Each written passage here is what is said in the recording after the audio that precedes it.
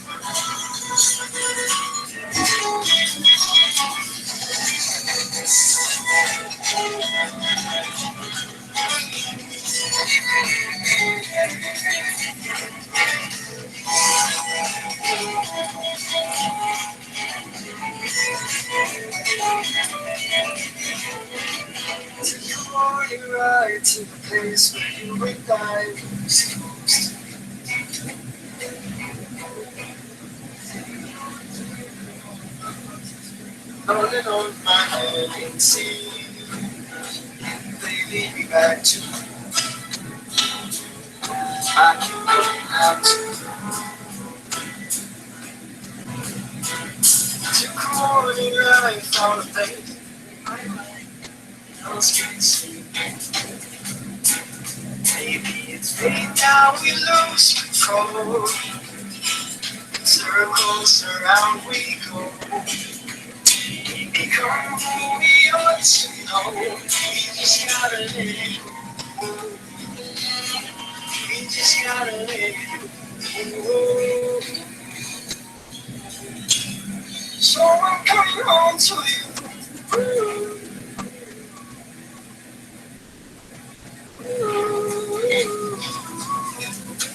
Good afternoon, future teachers. Welcome to the EduTalk Innovate, Creating Impact in Education. I am Rodney Lucido from Bachelor of Elementary Education, third year generalist, and I will be your host for today. To start the program, may we call on Miss Rosian and Daya for the opening prayer, to be followed by the singing of the national anthem.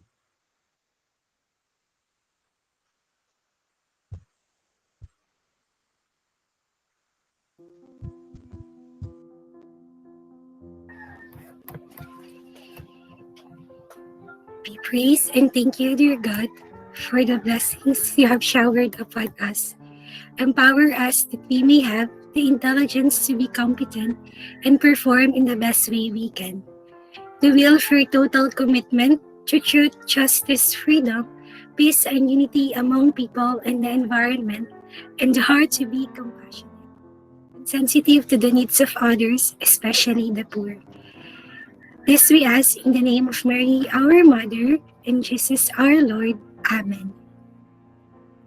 Mater Fidelium, Mater Fidelis, Ora pro nobis, in the name of the Father, and of the Son, and of the Holy Spirit. Amen.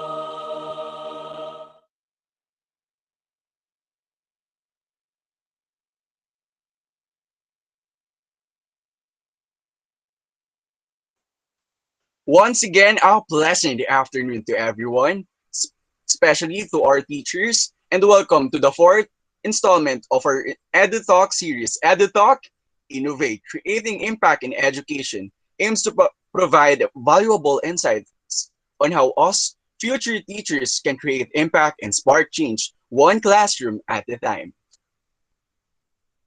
To officially welcome us to the event, may we call on our beloved Chair of the College of Education, Dr. Geraldine B. Magbuo.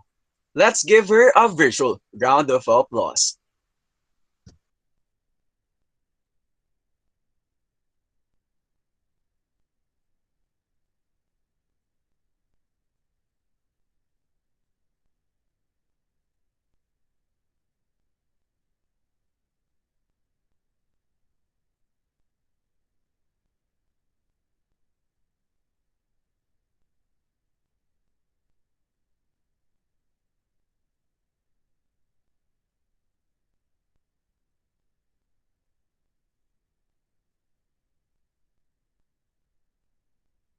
Hello, good afternoon, everyone. Okay, so do you know this guy? So this bearded dude is Dr. Ignace Philip Semmelweis, and he worked in a maternity clinic somewhere in Hungary. I'm pretty sure a lot of you are not familiar with him. I'm not familiar with him either, but you will know him in a while. So he worked in this maternity clinic, and he noticed the death rate in one of their wards. In there they have two wards. Yung panganganak, yung place kung saan nanganganak yung mga nanay. So in the first ward, they have a death rate of 18%, and then the other ward, they have only 2% death rate. So Mr. Semmelweis noticed this, and he was like, bakit kaya ang taas ng death rate ko dito sa kabilang ward? And did you know that in this 18% na death rate are ang nagdi-deliver ng babies are doctors, physicians, and even medical students. On the 2%, ang nagdi-deliver ng babies ay mga midwives at mga common people lang. Now, he got curious and he investigated. There's this particular disease called childbed fever. Ito yung in-investigate niya, yung causes nito. And his findings, he noted that doctors dissect and do autopsies of cadavers, yung mga patay, using their bare hands and go directly to the clinic to deliver. From his findings, he asks doctors from the wards to wash their hands and use chlorinated lime solution to remove invisible particles. Take note that this was in 1847 and they have no way to see microbes or germs.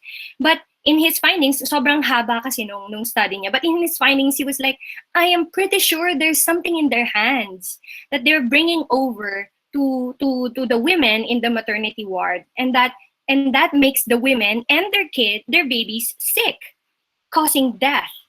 And pinagtawanan siya ng napakaraming doktor.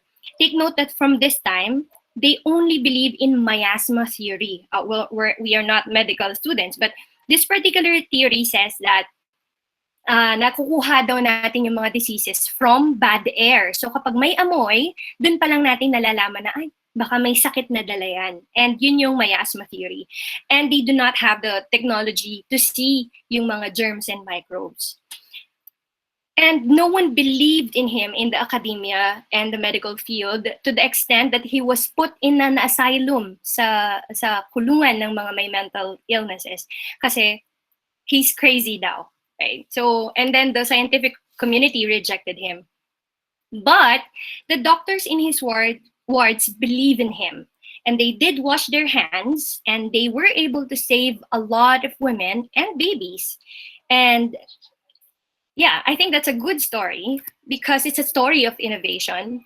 So first off, you have to question and confront the problems. You have to envision. You have to be patient because for you to be able to get to that particular innovation, it will take you a while.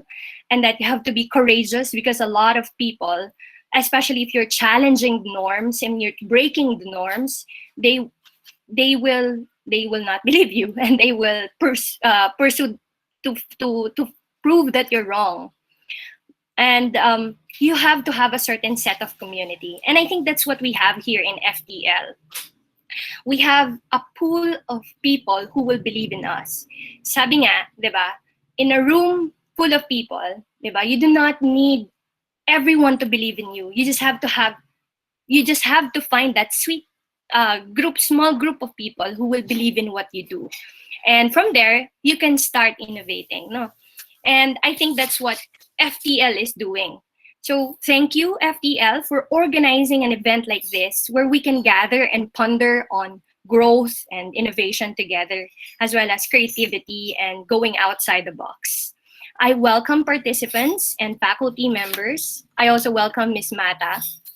Welcome to the College of Education. We are happy to have you, and thank you for everything that you will share. And there, welcome. And please, from the father of infection control, please wash your hands all the time. And good afternoon.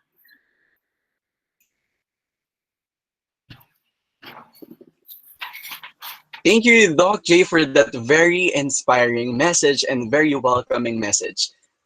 I know all of us are excited to meet our resource speaker for this afternoon. To introduce our speaker, here is Roy Vincent Montenegro, President of the Faith Teachers League.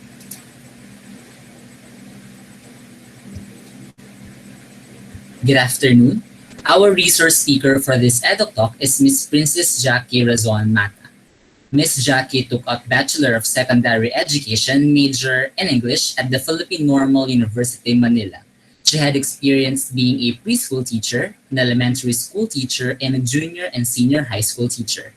Miss Jackie had worked as a private school teacher for 3 years, and in present, she is a teacher fellow at Teach for the Philippines and is currently deployed at Tutora Hills Elementary School in Quezon City. There, she handles the functional literacy program for grade 3 students. Everyone, our speaker for today, Miss Princess Jackie Razon Mata.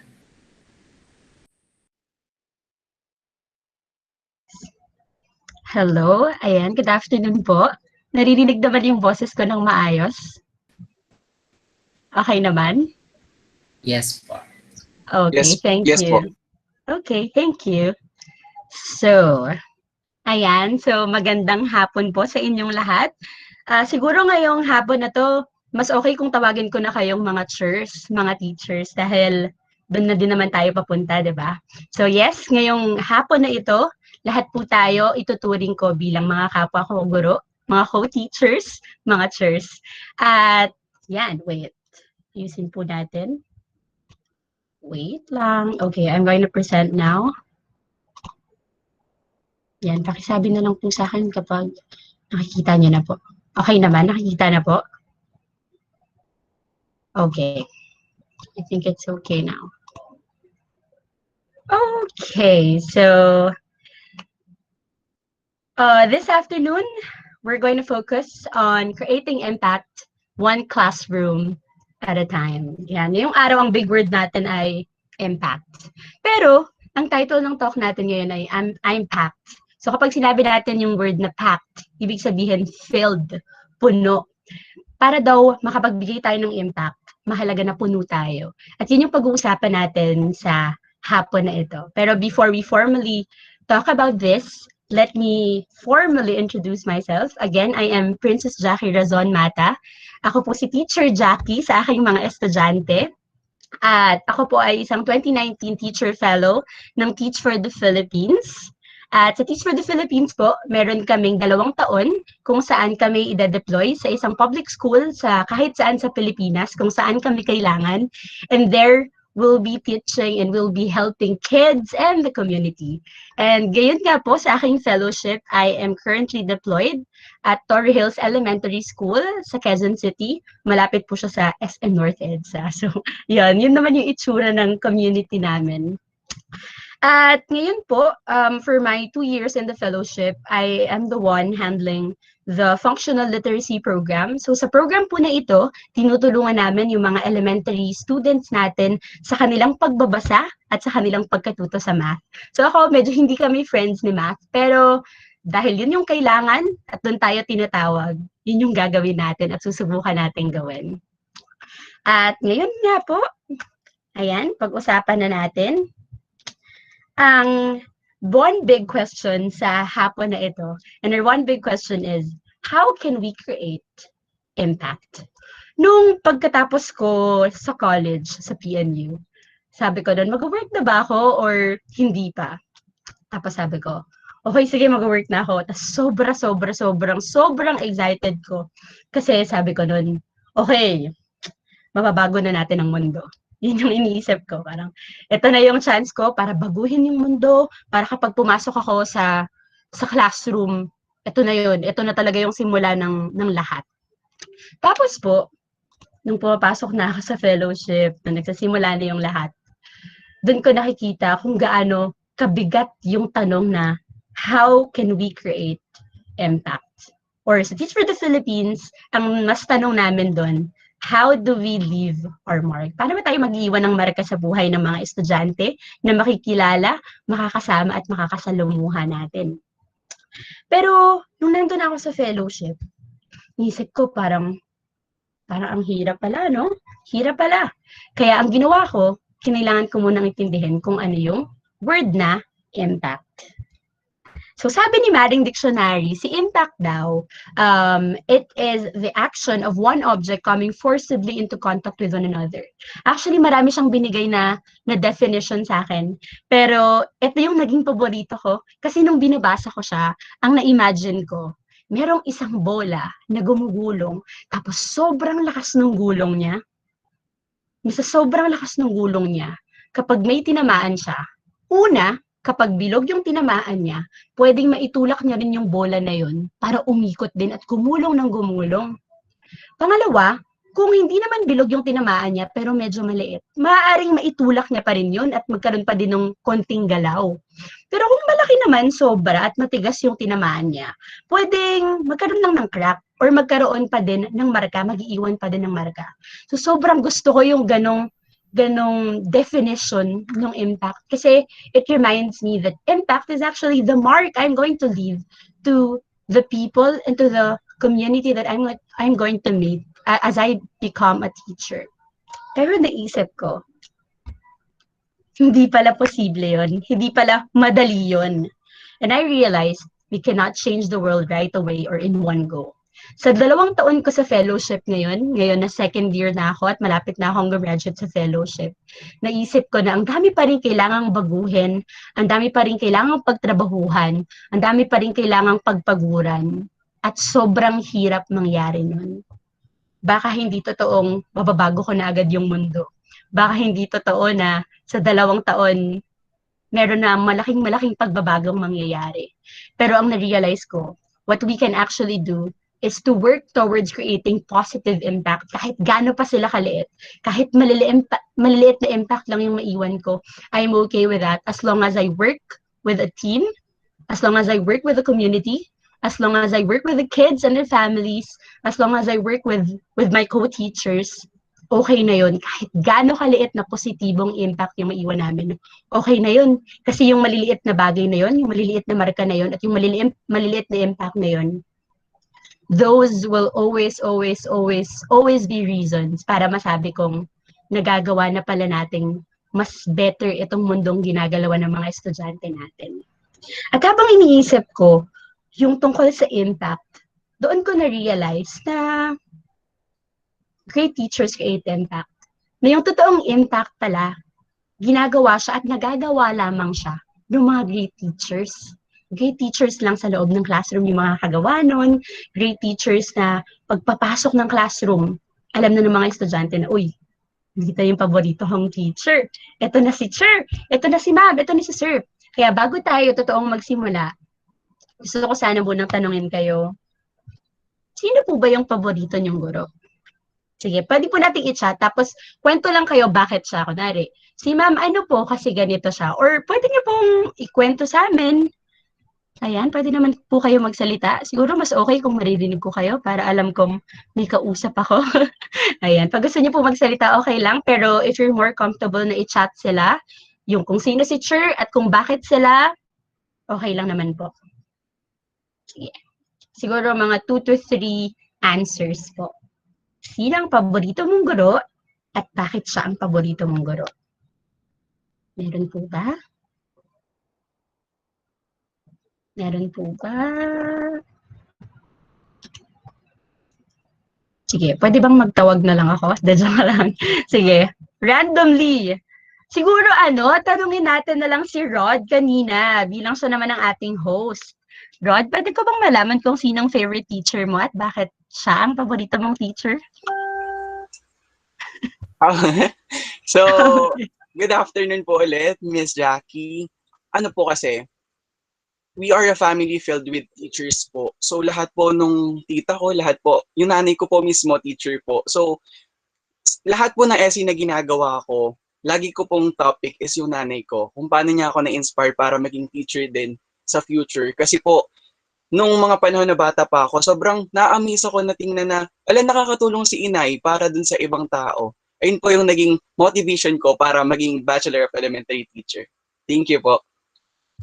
Okay, thank you, Rod. Wow, cute naman. Kami din, medyo pamilya din kami ng teachers. Yung lahat ng kapatid ko, teachers sila. So, ayun, baka yun din yung dahilan. Na joke lang. So, yun, meron dito, thank you, Rod. Ang sabi naman ni Jonah, my grade 10 advisor po dahil siya lang po yung isa sa mga guro ko na naniwala sa kakayahan ko.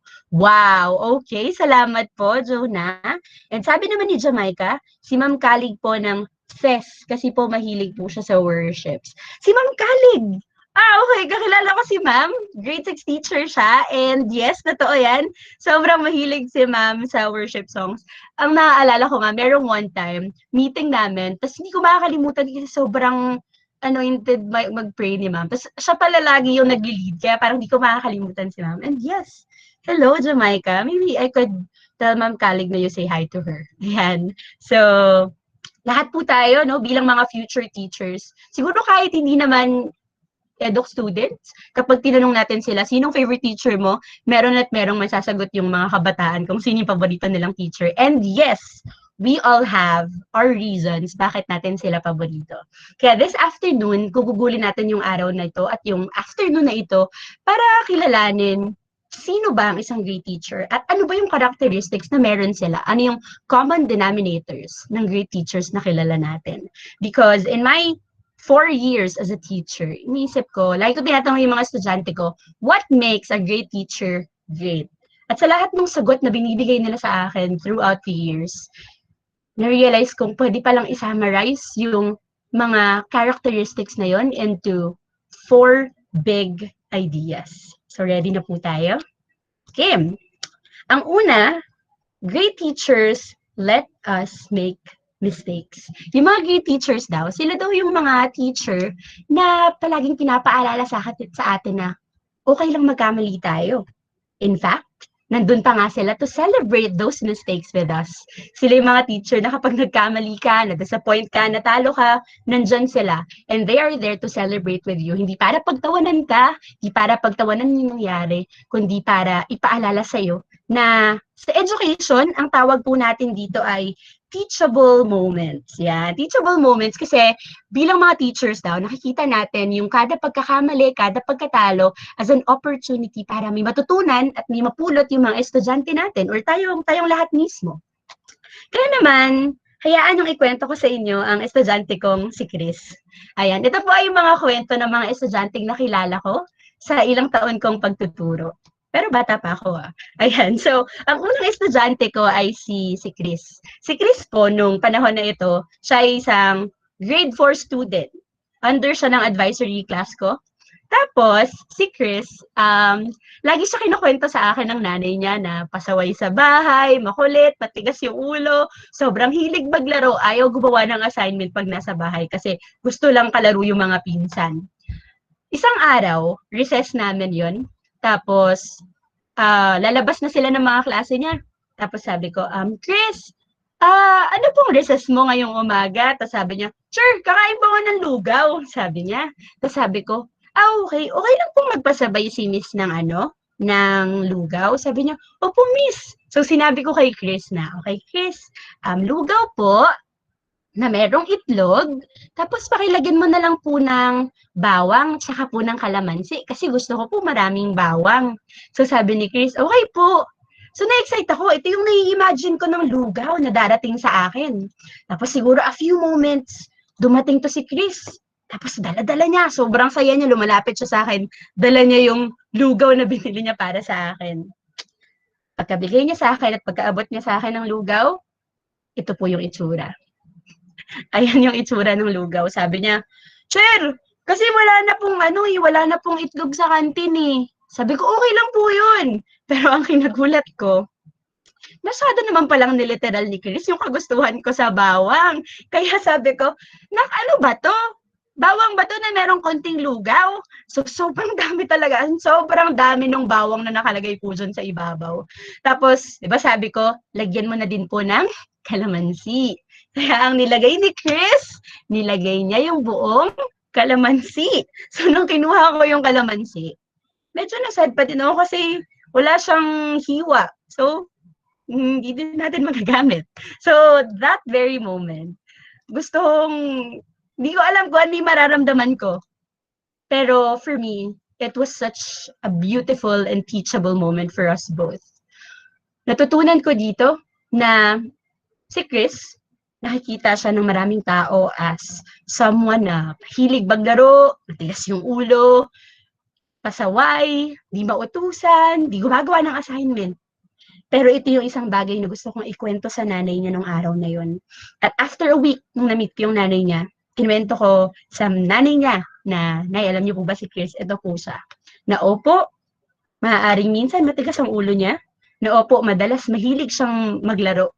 Na opo, minsan tinatamad siya gumawa ng assignment kasi totoo naman, baka mas nag-enjoy siya makipaglaro. Pero sana po makita din natin itong side na to ni Chris, na una, pwede namang umayaw na lang siya kasi may iba naman siyang kaklaseng pwedeng utusan ko.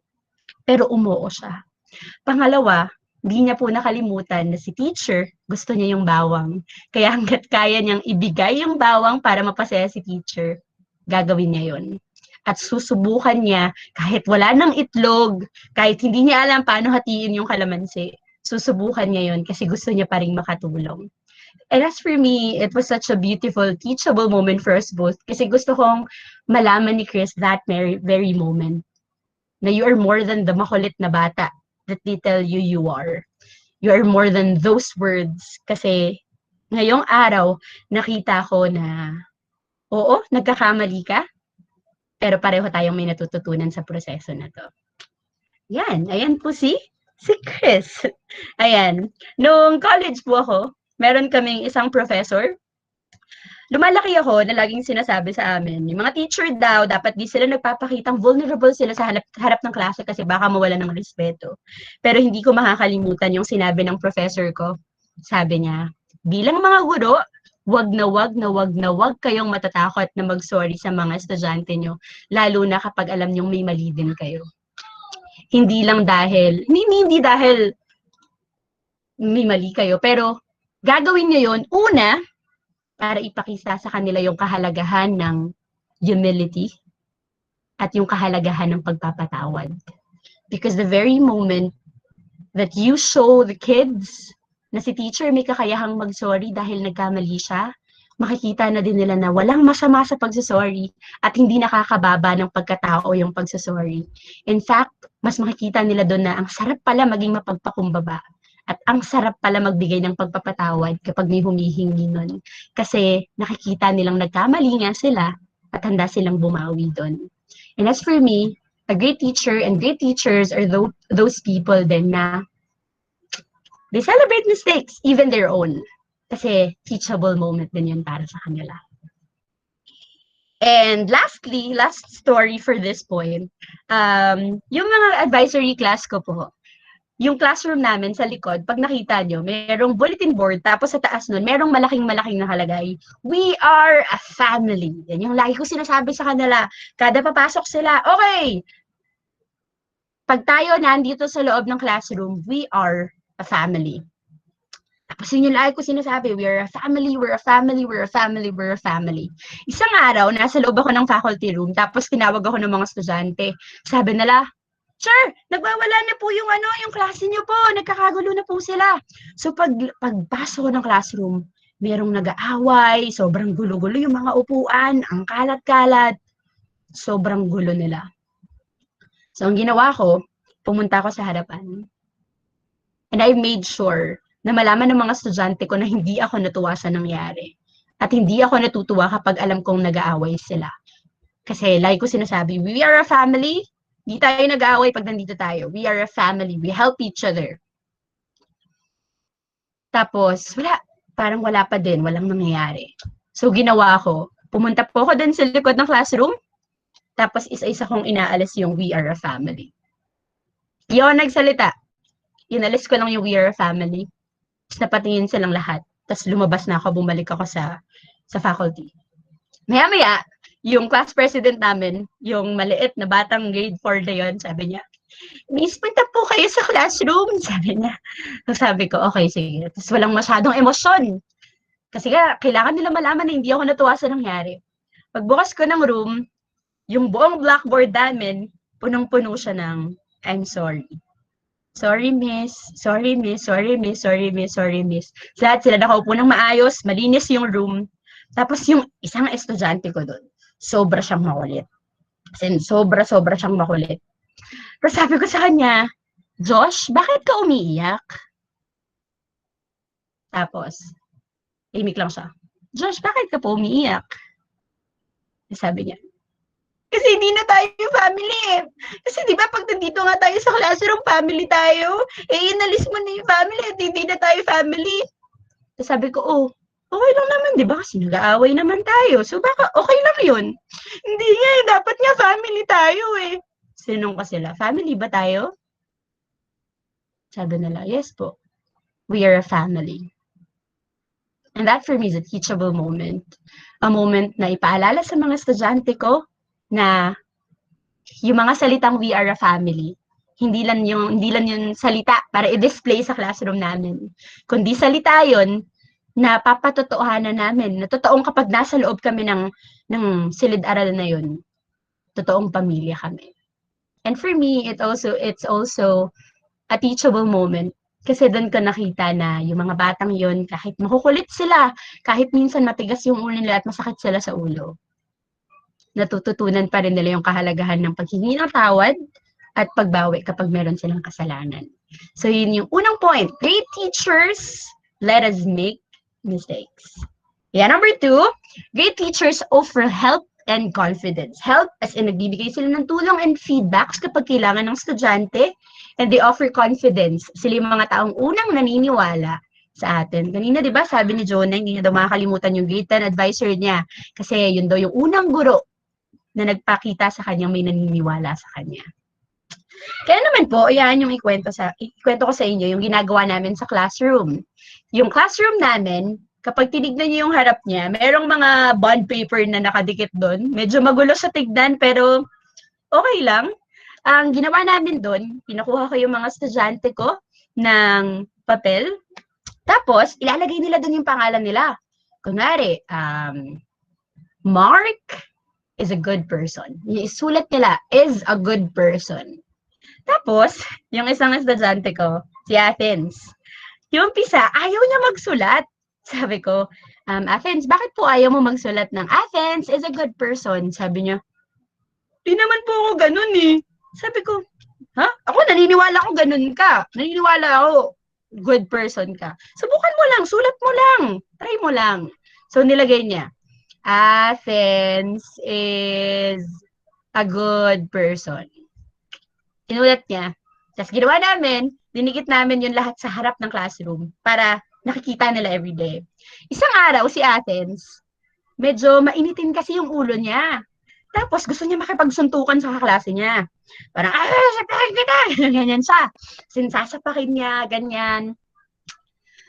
Kaso, that day, tumigil siya. Sabi ko, oh, ba't di mo inaway, ganyan, bakit di mo siya pinatulan? Sabi niya, kasi po Athens is a good person. Ang sarap para sa akin bilang guro sa loob ng classroom na dahil sa maliit na papel na yon, dahil doon sa pagpipilit ni Athens na isulat na mabuti siyang tao, kapag meron ng gusto mang away sa kanya, yung maliit na papel na yun, yung nagpapaalalang mabuti siyang tao.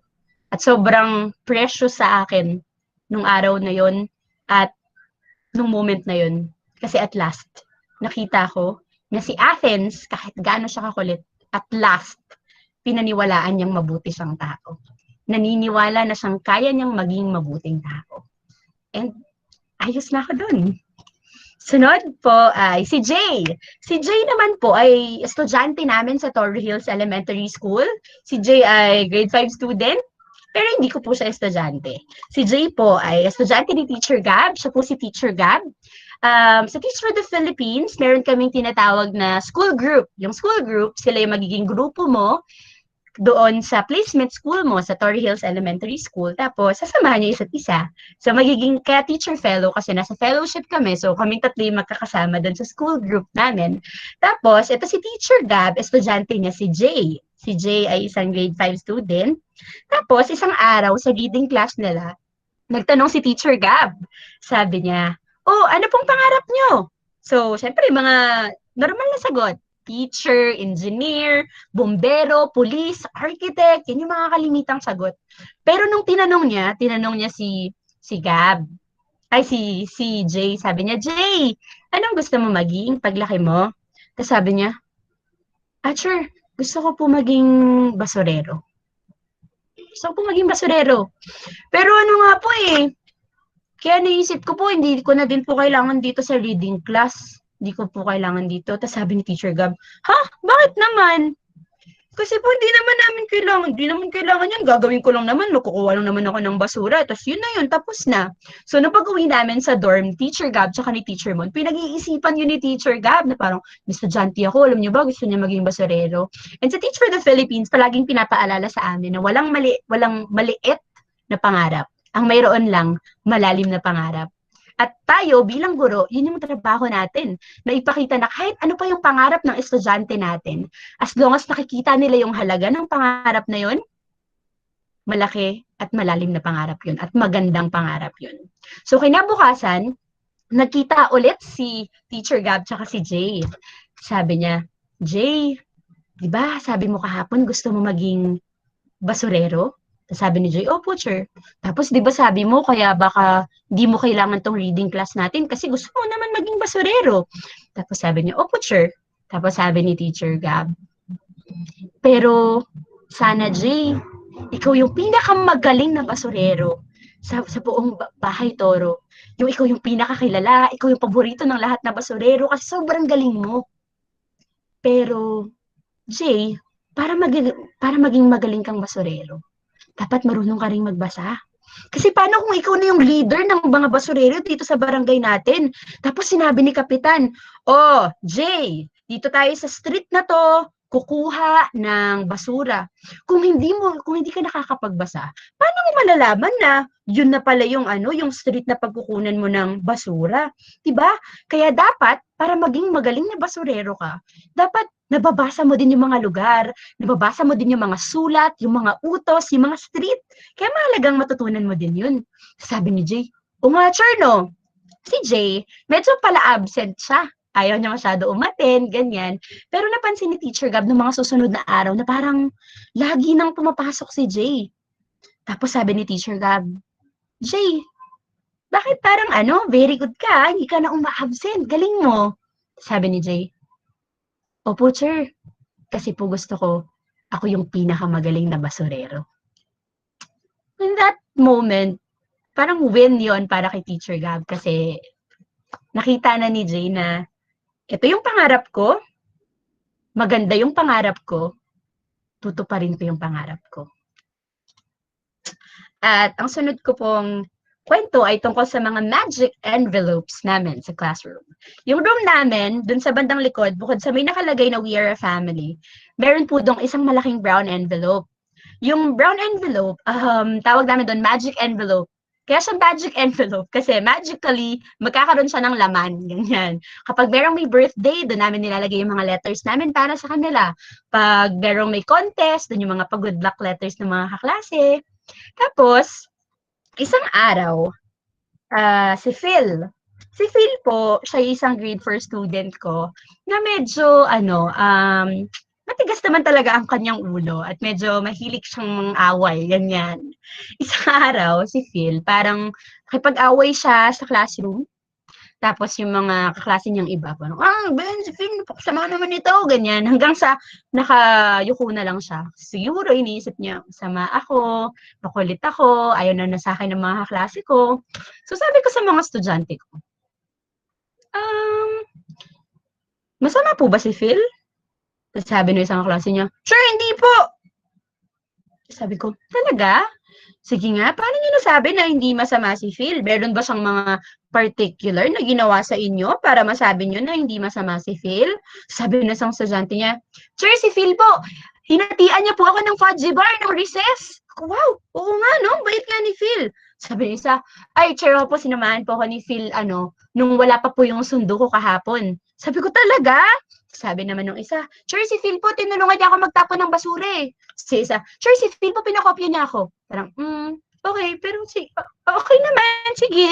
Tapos, ang dami nilang sinabi hanggang sa halos lahat ng kaklase niya, may naaalala na silang magandang ginawa ni Phil. Sabi ko sa kanila, pwede ba natin isulat yun sa papel, tapos lagay natin sa magic envelope, tapos tignan natin kung merong magsusulat bukas para kay Phil. So, inisip ko, meron kayang magsusulat. Tapos, kinabukasan, nung chinek ko, yung magic envelope namin, punong-puno siya ng sulat. Pero syempre, binasa ko. Kahit alam kong para kay Phil yun, tinry ko pa ding basahin kung ano yung laman. And those letters were about them telling na they're thankful kay Phil kasi ganito yung ginawa niya. Tapos nung binigay ko yun kay Phil, inaabot ko sa kanya, tapos binabasa niya. Grabe yung smile niya. Tapos parang the whole day, sobrang okay lang siya kasi at last, pinaniwalaan siya ng mga tao. Kaya pinaniwalaan niya din yung sarili niya na, mabait naman pala ako. Mabait pala ako. And yes, for me, great teachers are like that. Your teachers who offer help, feedback, and confidence. At sila yung mga taong hindi mapapagod na maniwala hanggang sa maniwala na din yung mga estudyante nila sa sarili nila. Next po, great teachers value relationship. Meron isang TED Talk, paborito ko tong TED Talk na to. Tapos yung isang, yung speaker doon, si Miss Rita Pearson, hindi ko makakalimutan, lagi niyang sinasabi, kids don't learn from people they don't like. Kahit gaano pa kaganda yung inyong IMs, yung mga instructional materials nyo, kahit gaano pa kapula yung lipstick nyo, kahit gaano pa kaganda yung itsura nyo, pagpasok nyo ng classroom, walang matututunan ng estudyante kung ayaw niya sa inyo. Kaya doon niya pinapaalala palagi na above all, ang pinakamahalaga, yung relasyon na meron tayo sa mga estudyante natin, pagpasok nila sa loob ng classroom natin. Kaya sa classroom namin, ito natutunan ko to from a Facebook post, I guess. Tapos tinry ko siyang gawin sa classroom and it worked. Una po, yung love circles. Tapos yung pangalawa yung body chairs. So ito yung love circles. Yung love circles, ito yung mga sharing namin. So ginawa ko siya sa mga klase ko, kalimitan Friday or Wednesday, kapag meron kaming oras, pag advisory time class. Ito yung oras kung saan nag-sharing kami ng mga estudyante ko. Nagkakwentuhan kami. Tapos, sa reading class namin, tinry kong gawin yan sa mga estudyante ko. Lagi kami nag-reading class. Tapos, nung patapos na yung cycle 1 namin, tinanong ko yung mga bata, ano yung paborito niyong mga bagay na ginawa natin ngayon sa cycle 1? And most of them, ang answer nila, sure, paborito ko po kapag bumibilog na po tayo, tas nakaupo po tayo sa lapag, tas nagkakwentuhan po tayo. Sure, paborito ko po kapag nagkukwento na po yung mga klase ko tungkol po sa nanay tsaka sa tatay nila. Sure, paborito ko po kapag nagkukwento na din po ako tungkol sa pamilya ko. Sure, paborito ko po kapag nakikita ko po nakikinig sa akin yung mga klase ko. And there, I realized, more than all the letters na pinag-aralan namin, more than all the memory words na ginawa namin, ang pinaka-naaalala pala ng mga estudyante ko ay yung klase ng connection na meron kami kapag nasa classroom kami, kapag nakapaikot kami, kapag nagkukwentuhan kami, kapag nakikinig na kami sa isa't isa. Yung pangalawa naman, ito naman po ay tinatawag kong body chairs. Yung body chairs, natutunan ko siya from friends kasi natutunan nito from a school. Tapos tinry ko siyang gawin sa classroom. Yung body chair, yung idea niya, merong dalawang upuan, empty chairs. Tapos ang mangyayari, kunwari ako, pakiramdam ko wala akong makausap at kailangan ko ng makikinig sa akin, uupo lang ako doon sa isa sa upuan ng body chair. Tapos, kapag nakita ng mga estudyante na merong nakaupo sa body chair, ibig sabihin nun, kailangan ng makikinig ng tao na yon. So, uupo lang kahit sino sa kanila, tapos makikinig lang sila sa gustong sabihin nung nakaupo dun sa body chair. Isang araw, ginawa ko siya sa mga grade 11 students ko, mga senior high school. Sabi ko, gawin nila yung body chair. Tapos, ginawa yun parang sa isang lesson, hanggang sa na-enjoy nila. Yung mga susunod na araw, kapag meron kaming klase or kapag meron na kaming activity, merong uupo bigla doon sa body chair. Tapos, may automatic na merong tatabi na parang, uy, may nakaupo, may makikinig. So, kailangan na makikinig, upo ako doon. Hanggang sa isang araw, sobrang na-surprise ako and that for me is such a beautiful thing. Kasi, yung isang estudyante, umupo siya sa body chair. Tapos yung isang kaklase niya, tumabi sa kanya. So, yung body chairs, puno na sila. Nagulat ako yung mga estudyante ko. Nag-usap-usap sila. Tapos hinati nila by pair yung klase.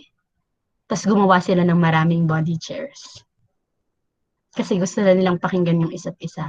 Kasi nakita na nila kung gaano kahalaga yung connection sa loob ng classroom. Kasi nakita na nila na ito yung relationship na gusto namin. Kaya yung body chairs namin, naging set of body chairs. So sila na yung gumawa ng paraan para dumami yung body chairs sa classroom at mapakinggan yung bawat isa. Kaya gusto ko rin pong ipakilala sa inyo sina Adrian, si Feld, tsaka si Jokno. Si Jokno po at tsaka silang tatlo, mga grade 5 students po sila ni Teacher Mon. Yan. Si Teacher Gab kanina at si Teacher Mon ngayon. Sila po yung mga kasama ko sa school group. So si Teacher Mon po ay reading teacher din at estudyante niya po silang tatlo.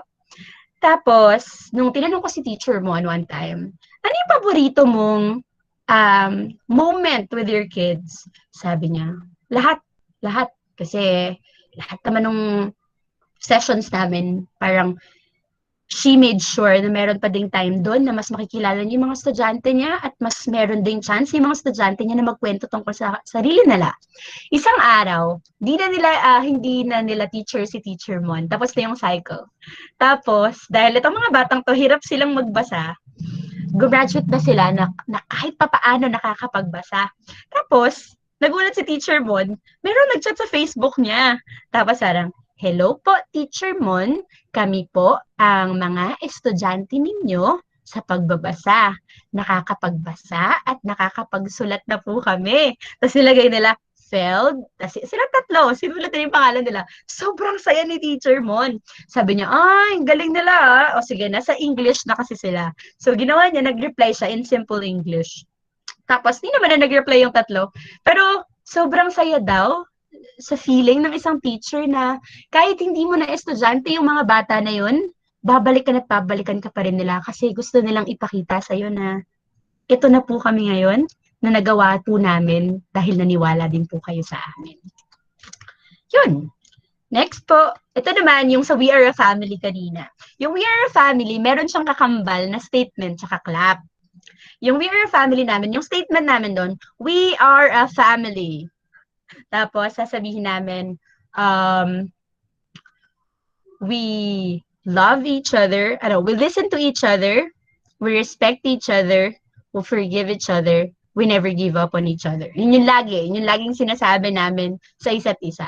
So, anong nangyayari, pag patapos na po yung klase namin, pipila yung mga estudyante, bago sila lumabas ng pinto ng classroom namin, nakapila sila, tapos, lalapit sila isa-isa, tapos sasabihin nila, we are a family. Sabihin nila, we love each other, we help each other, we listen to each other, we forgive each other, we never give up on each other. Sabihin nila yon. Sabihin nila na sasabihin, every day, yun yung sasabihin nila. Tapos may gagawin kaming clap. Yung clap namin, medyo kakaiba siya, tapos medyo hindi siya famous. Yun yung appear, disappear, 1/2, 1/4, 1/4, 1/2, disappear, appear. Yun lang. Yun na yung clap namin. So sasabihin ng bata yung statement namin, tapos mag-a-appear kami. Yun yung everyday ginagawa namin hanggang sa nakabisado na nila kung ano yung We Are a Family statement namin. Isang araw, patapos na yung klase, tapos hindi ako yung last subject nila. So, lumabas muna ako. Pagbalik ko ng classroom, parang uwian na yon. So, ang iniisip ko, umuwi na yung mga estudyante ko. Nung pagpasok ko ng classroom, sabi ko, ba't di ba nakalaki yung classroom? Tapos pagtingin ko, nakapila pa rin sila sa loob. Tapos sabi ko, bakit po hindi pa po kayo umuwi? Ba't nakapila pa po kayo dito? Tapos sabi nila, sure, kasi mag-appear pa po tayo eh. And that time, nakita ko na maaaring sa ibang tao, napaka-simple lang nun at napakaliit na bagay lang nun. Pero para pala sa mga estudyante ko at para din sa akin, it was a gesture and a sign of our relationship with each other.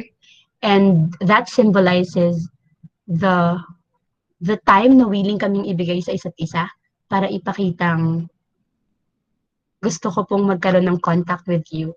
And gusto ko pong magkaroon pa ng connection with you. And yun yung isang bagay na natutunan ko rin sa mga great teachers. And yes, great teachers value relationship. Last po sa ating 4 points, great teachers evaluate themselves. Yung mga teacher daw, sila yung mga teacher na hindi takot na tumingin sa sarili nila at hindi takot makita kung ano yung mga pagbabago pang kailangan nilang gawin sa sarili nila bilang teacher. Gusto ko ikwento sa inyo si Prof. Marte. Si Professor Marte, siya ay paborito kong professor sa Philippine Normal University. Siya ay isang values education professor. Wala siyang Facebook, pero meron siyang Facebook page. Ganun siya ka-wow. Tapos, si Professor Marte, hindi ko siya nagigets kasi nung first year ako, lagi siyang nagbibigay ng papel pag natatapos yung session namin. Tapos nag-iiwan siya palagi na parang magbibigay kami ng comment. Natutunan namin, ano pa yung gusto namin matutunan, at ano yung gusto namin sabihin sa kanya kung may mali kaming nakita or meron kaming gustong, basta anything that we want to tell her, isusulat namin doon. Yun yung lagi niya ginagawa. Tapos ako parang, bakit kaya? Ba't kaya ito ginagawa ni ma'am? Nung patapos na yung semester, pinaliwanag sa amin doon ni ma'am na yung mga maliliit na papel na yun yung pinakamalalaking bagay kung bakit daw hanggang ngayon nagtuturo pa rin siya. Tapos sabi niya, yung mga simple evaluation sheets na yun yung rason bakit hanggang ngayon nandito pa rin ako. Una, kasi yung mga papel na yun yung nagpapaalala sa akin na bilang guro, marami pa rin akong bagay na dapat matutunan. At ibig sabihin nun, may igagaling pa ako. At pangalawa, at pinakamahalagang dahilan bakit ko yun ginagawa. Ginagawa ko yun kasi sa mga araw na pakiramdam ko wala akong kwentang guro. Sa mga araw na pakiramdam ko hindi ako para rito. Sa mga araw na pakiramdam ko dapat mag-resign na ako.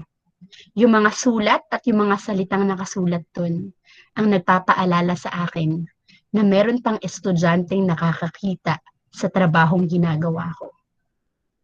Kaya yung maliit na papel na yan, palagi kong gagawin yan dahil sa mga dahilan na yon. Sila, yung mga papel at mga sulat na dahilan kung bakit hanggang ngayon, teacher pa rin ako. At yun yung isa sa pinakamahalaga at pinakamagandang bagay na natutunan ko kay Prof. Marte. Na wag akong matakot tingnan yung sarili ko at makinig din sa sasabihin ng ibang tao. Dahil una, ipapakita ng mga salita na yun na may matututunan pa ako kaya may igagaling pa ako. At pangalawa, yung mga salita na yun yung pinakamagiging dahilan. Bakit kahit gaano kahirap maging guro, pipiliin ko pa rin na magturo, ng magturo, ng magturo. Kaya again, i-review po natin. These are the 4 big qualities and common denominators of great teachers. Great teachers let us make mistakes. They offer help and confidence. They value relationship. And they evaluate themselves. Pero kung titignan natin itong 4 na dahilan na ito, itong 4 na characteristic and qualities na ito, makikita natin na ito yung bubuo niyan. That great teachers actually love. Kung meron man common denominator, itong mga teachers na meron tayo, yung mga paborito nating teacher, yun yung laki at bigat ng pagmamahal na binibigay nila, hindi lang sa trabaho nila, hindi lang sa co-teachers nila, kundi lalo na sa mga estudyante nila. And yes, great teachers, above all, they love. Because they believe that the very impact na may iwan nila sa mga estudyante nila at the end of the day is the amount of love that they keep on giving kahit kaano nakahirap. Dito ko naalala yung sabi ni Maya Angelou. Sabi niya, I've learned that people will forget what you said. People will forget what you did. But people will never forget how you made them feel. Kung i-check po natin yung pinakadahilan bakit sila yung paborito nating teacher, sipin niyo yung paborito ng teacher, tapos yung dahilan bakit yan. Maaring oo, paborito ko siyang teacher kasi ang galing niya magturo ng science. Paborito ko siyang teacher kasi ang galing-galing niya magturo ng English. Paborito ko siyang teacher kasi sobrang galing niya at sobrang saya niya magturo ng PE. Pero at the end of the day, kung titignan natin, yung pinaka-rason kung bakit paborito natin silang guro, Hindi lang dahil sa ginawa nila, hindi lang dahil sa nasabi nila, kundi dahil sa pakiramdam na binigay nila sa atin. Paborito natin sila, hindi dahil sa kagalingan nila, kundi dahil sa pagmamahal na iniwan nila sa atin. Kaya po, hayaan niyo kung ikwento ko sa inyo si IZ. Si IZ po ay isang grade 3 student at si IZ po ay mayroong sakit. Di po siya masyadong okay maglakad at hirap din siya magsalita. Yung sobrang hirap siya magsalita na awkward kasi baka mahirapan kang maintindihan kapag nagsasalita siya. Ganun si IZ. Tapos, na-meet ko siya sa Toro Hills Elementary School. Isang araw, ako yung nautusan na magbigay ng assessment sa mga grade 2 students. Tapos, pumunta ako sa classroom niya. Siya ay section mangga. Tapos, etong si IZ, ako yung nagpabasa sa kanya. And yes, kailangan niya yung yung program namin on reading. Pero, we came to realize na baka mas kailangan niya ang mas special pa na programa para dun. So, hindi siya nai-enroll. After nung meet namin ni IZ, panghapon na yung pasok ko. Tapos, laging sinasabi sa akin ni Teacher Gab, Teacher Jackie, mayroong naghahanap sa'yo, estudyante, babae. Sabi ko, okay, sige. Kinabukasan, Teacher Jackie, bumalik na naman yung estudyante, hinahanap ka, babae. Okay, sige. Tapos, siguro mga 3 araw na kinukwento ni Teacher Gab na bumalik na naman. Isang araw, kailangan kong pumasok ng umaga kasi may papapirmahan akong document sa principal namin.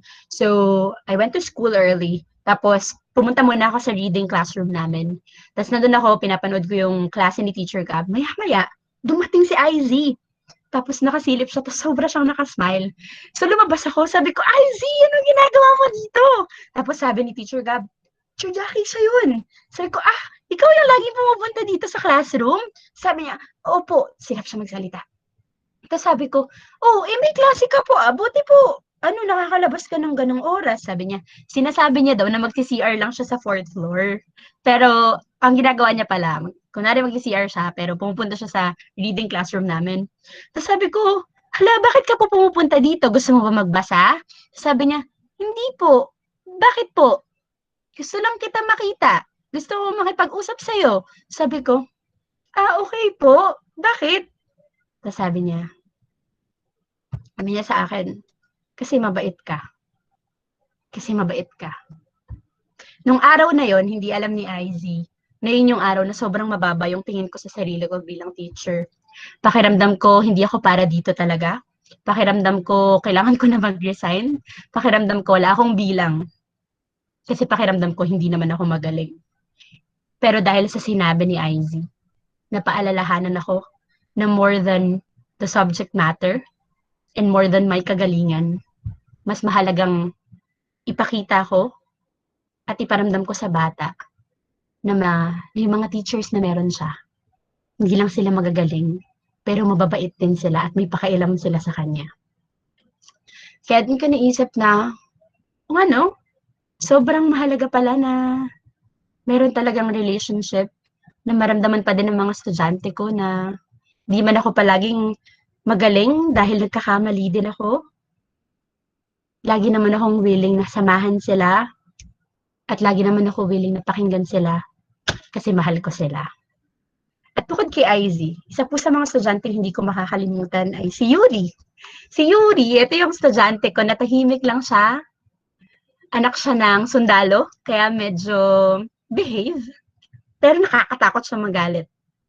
Isang araw, inasara siya ng kaklase niya, tapos galit na galit si Yuri. Yun yung first time na nakakita ako ng estudyanteng ganun kagalit. So, pinuntahan ko siya sa classroom, yakap siya ng mga klase niya, tapos nagwawala siya, tapos sabi niya, papatayin ko siya. So, ganun siya magalit. Sabi ng mama niya sa akin nung nagkaroon kami ng conversation, hindi daw masyadong kaya ni Yuri na i-manage yung emotions niya lalo kapag galit siya. So, galit siya, sabi niya, papatayin ko siya, ganyan. So, niyakap ko si Yuri nun. Sabi ko, Yuri, ako na to. Yuri, ako na po ito. Sabi niya, Miss, papatayin ko talaga siya eh. So, parang, Yuri, ako na to, Yuri. Natatakot ako, so naiiyak ako that time. Sabi ko, Yuri. So, hanggang sa uwian na. So, nag-uwian yung mga klase niya. Tapos kaming dalawa yung naiwan. Tapos hawak niya yung, meron kasi kaming parang, hindi ko alam kung Mama Mary or cross sa classroom. So, nakakapit siya doon, tapos nagbe-pray siya. Sabi niya, Lord, papatayin ko po siya. As in, humingi siya ng guidance na, Lord, papatayin ko siya, pero hindi pwede, ganyan. So, nagaganyan lang siya. Yun yung hindi ko makakalimutang moment with Yuri. Pero that time, like ko sinasabi sa kanya, Yuri, tumingin ka sa akin.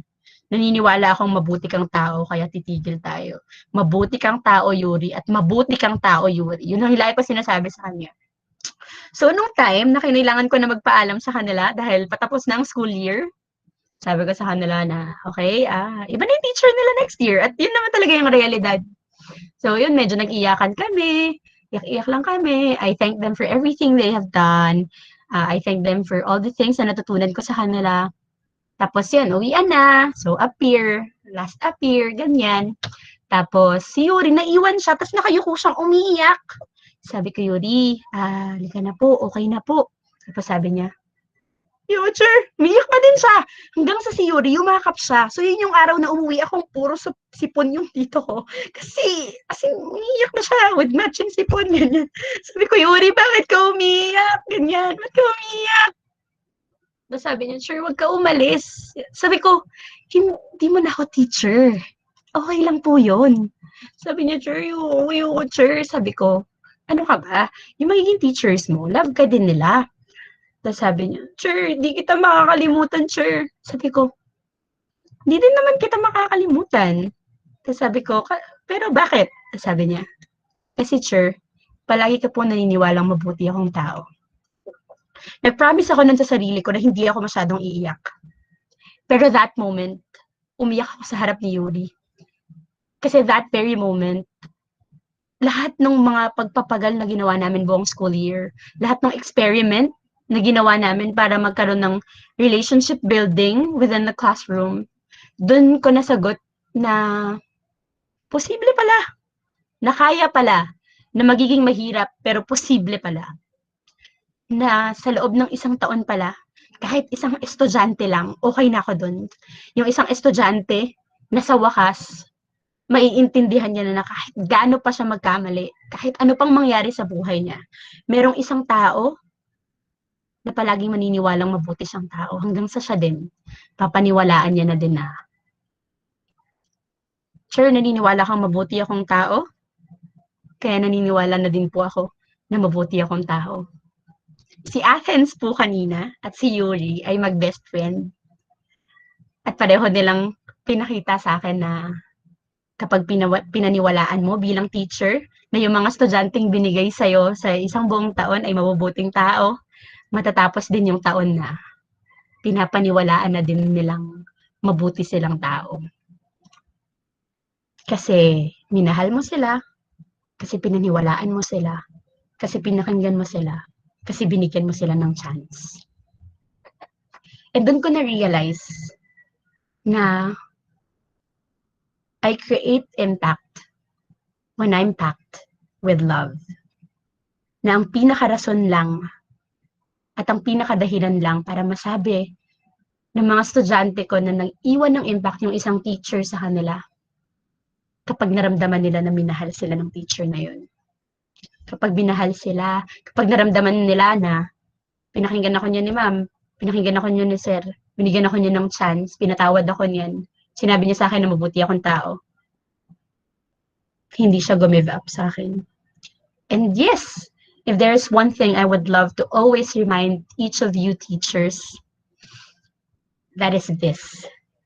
We only create impact when we are packed with love. We will only be able to leave a mark in the lives of our students when we ourselves are filled with love. Kaya ang totoong one big question po sa hapon na ito, ikaw, Cher, saan ka po ba puno? Ano ba yung nagpupuno ng lahat ng pagsisikap at pagpapatuloy mo sa pag-aaral sa kabila ng pandemya na to? Ano ba yung nagpupuno sa pangarap mong maging guro? What is it in you na ginugustong makasama yung mga estudyante sa loob ng classroom? At anong klaseng marka ba yung gusto mong iwanan in every classroom that you will step in? I hope we all understand na hindi palaging magiging madali, hindi palaging magiging masaya, hindi palaging kumpleto yung tulog, hindi palaging makakakain ng oras, hindi palaging cute gumawa ng forms, hindi palaging cute makaamoy ng iba't ibang amoy ng mga bata sa loob ng classroom. Pero sana, at the end of the day, we all understand that we are teachers and we would love to leave a mark in the lives of our students. Pero we will only be able to leave that mark if we are packed with love. I will only be able to create impact when I am packed with love. Because the impact you create depends on what you're filled with. Ano ba yung nasa loob mo? Ano ba talaga si teacher nasa loob ng uniform na yan? Anong klaseng tao ka ba? At ano ba yung nasa loob mo na gusto mo ding i-share sa buhay ng mga magiging estudyante mo? Because again, whatever it is that you're filled with, that is the very same thing that will inspire you to speak, to act, and above all, to teach. Kaya yes, palagi dating tatandaan na hindi madaling maging teacher. Hindi madali na mag-iwan ng malalaking marka sa lahat ng estudyanteng iiwan natin. Pero okay lang na hindi silang lahat may maiwan. Kahit isa lang yan, basta natutunan niya at nakita niyang may nagmahal sa kanyang guro, napakalaking bagay na yun. Kaya kahit man po gaano kahirap, kahit gaano kapuyat, kahit po gaano ka nakakaiyak yung mga mararanasan natin, lalo sa lahat ng pagbabagong ginagawa ng educational system natin ngayon. I hope, mga sure, sana naiintindihan natin. We are teachers, we are educators, we are designed to make a difference, and we are born to leave a mark. Yun lamang po, at maraming salamat. Muli, ako po si Teacher Jackie, 2019 Teacher Fellow from Teach for the Philippines, at ako po ay isang guro sa Torre Hills Elementary School. Salamat po.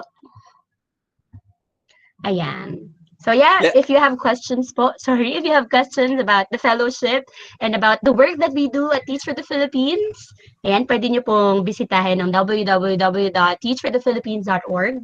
Join. Ayun. So before we proceed to the question and answer portion, I will personally want to commend you po, Miss Jackie, for inspiring us to be not just a better teacher, but the best that we can be. And let us first award the certificate of appreciation to our resource speaker. Let me read the citation first.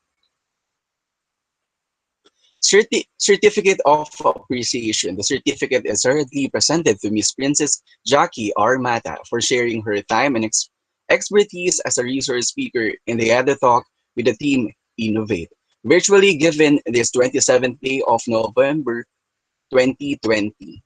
Signed by Roy Vincent V. Montenegro, President of the FTL Teachers League, Dr. Geraldine B. Magbuo, the Chair of the College of Education, and Dr. Vivian P. Titular, the Dean of the College of Education. Thank you. Thanks.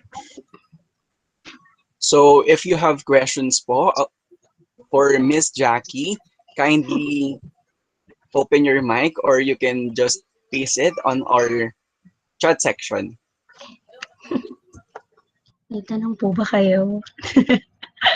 Ayan, so ngayon, kinakabahan pa rin ako, grabe.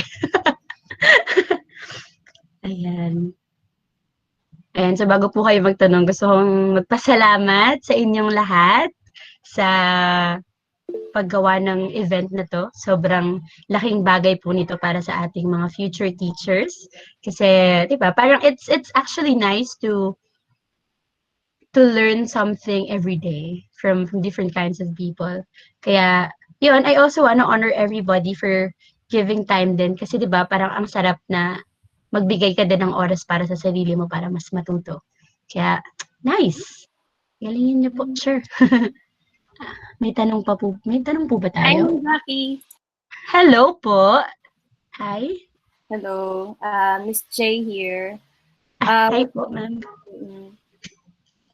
Actually, wala naman akong masyadong tanong, pero kasi I just wanna let you know na before when we were crafting this webinar, sabi ko we need something to inspire our students kasi the online class is a little mahirap na, no? It's becoming more and more challenging as we approach the finals, and we have to have a webinar that will ignite that the purpose, parang remind them of why they are here. And I think natatawa ko kasi magka-chat kami ng dean, sinabi na, bino ko, magka-chat kami ng dean while you were doing your webinar, no? And I was like, I did this for the kids, but I didn't know that I did this as well for myself, that I need it, because your stories were not just for kids. Actually, it's not just for our pre-service teachers, but for us too. It's so good. It's nice to hear stories from the ground. But my question is, when you get exhausted, what do you do, right? What do you do? What do you practice? Ayan, thank you po, ma'am. Salamat po sobra. Actually, nung inaaral ko po yung talk, na-realize ko din na nakakaiyak pala siya kasi parang sinasabi ko din yung talk sa sarili ko. And yes, parang napapaalalahanan din ako kasi these are really trying times. Sobrang nakakapagod and challenging talaga sila, lalo sa end ng mga teachers. Pero siguro po, yung mga bagay na ginagawa ko kapag exhausted ako. Una, I'm actually a lover of art, so I do journaling. As in, kapag pagod ako, nagsusulat lang ako, nag-art lang ako, yun lang yung ginagawa ko. Pero, na-realize ko din doon na kapag pagod ako, mahalagang aminin ko siya sa sarili ko. So, iniiyak ko siya or tinutulog ko siya. Yun yung kalimitang ginagawa ko. Nagjo-journal, natutulog, umiiyak, or binabalikan ko yung letters ng mga estudyante ko para pang-boost, ganyan. Yun po. Thank you, ma'am. Thank you. Thank you po, ma'am. Thank you po. Meron pa po ba? According po sa chat box, lahat Apo. naman daw po ng mga gusto po nilang itanong is nasagot ko na daw po. And thank you din daw po dahil mas mamahalin daw po namin ang aming profession dahil po sa mga sinabi mo pong stories. Wow. Salamat po. Thank you. Thank you, guys. Thank you so much. Thank you. Grabe yung ano pong Facebook account nyo. Ayan, ang pangalan ko lang po sa Facebook ay Princess Jackie Razon Mata. Yun na po yun. Yun po siya.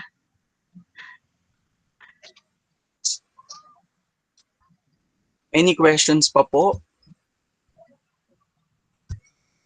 Is there any questions pa po?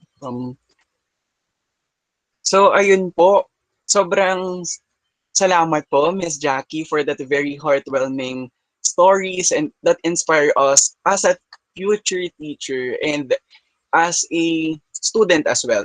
So once again, thank you, Ma'am Jackie. And now we will proceed.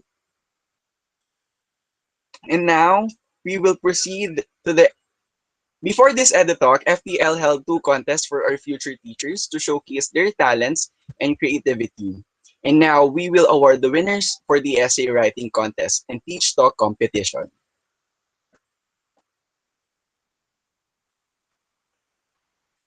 Winners of the essay writing contest. Third place, Miss Maria Christine Almero, BSc English, second year.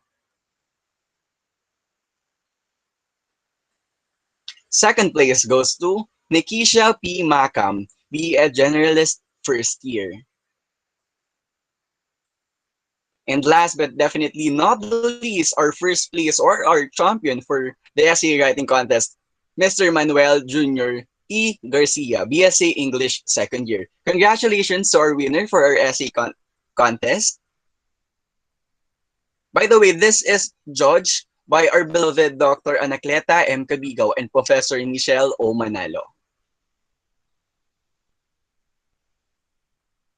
Winners of Teach Talk competition. This competition is judged judged by Mr. Golan F. Canuzo, coordinator of the Faith College Office of Culture and the Arts. Third place, Aris E. Teodosio, BSc English first year.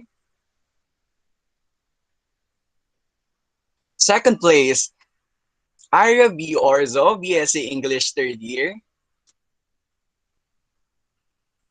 And for our champion from my own course, Miss Mara M. Rodriguez, BE Ed Generalist third year.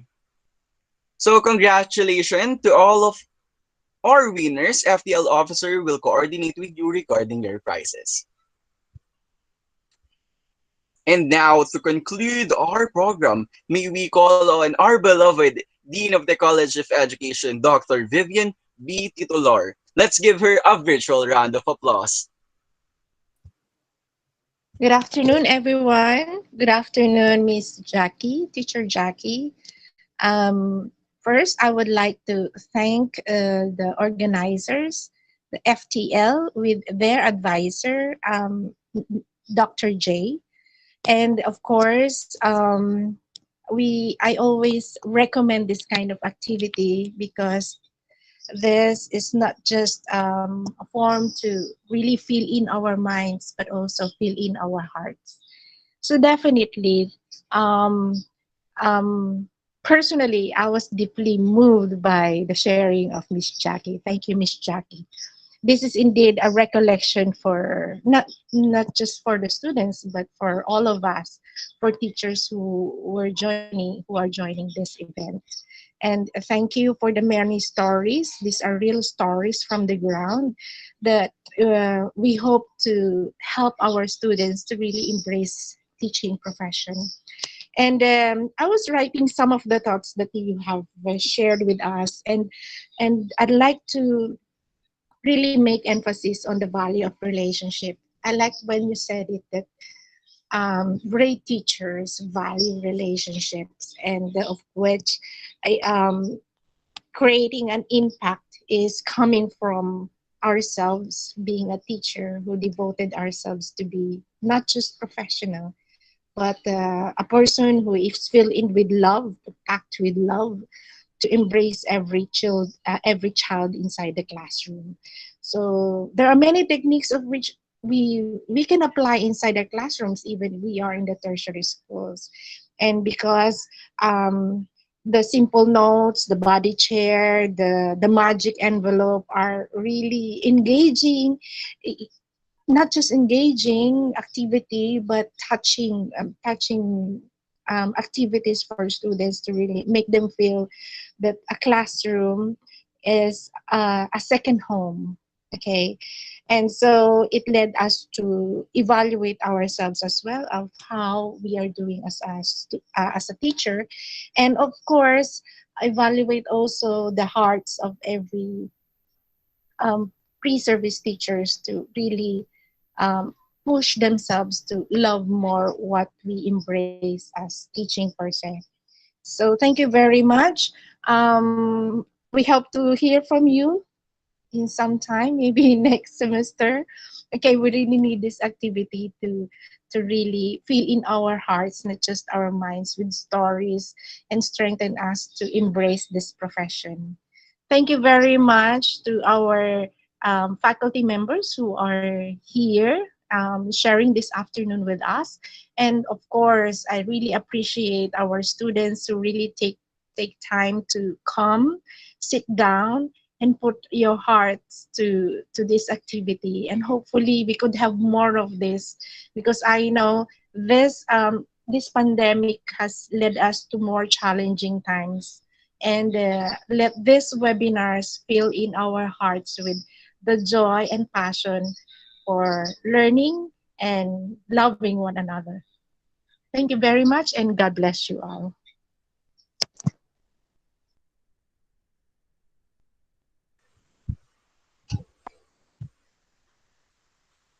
Thank you, Doc B. And also, thank you, Ma'am Jackie, for that very heartwarming message. So now, to claim your e-certificate for this EduTalk, please help us improve by filling out the evaluation form at bit.io/innovate_evaluate, or you may Scan the QR code on the screen. Evaluation form will only be available for 1.5 hours. Remember, you need to fill out the evaluation form to claim your e-certificate.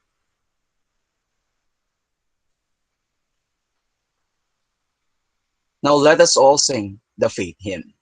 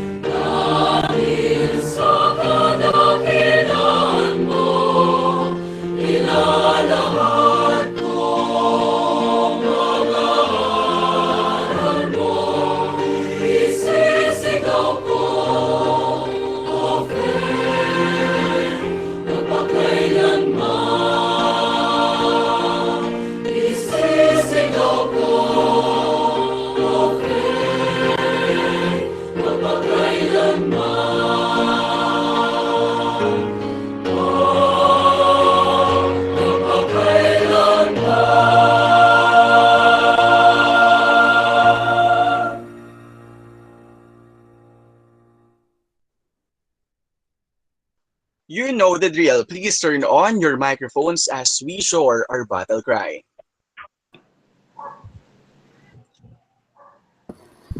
Ad Astra. First Asia. Once again, I am Rodney Crucido. Good afternoon and keep safe, everyone. Again, this is the EduTalk Innovate. Thank you. Bye, guys.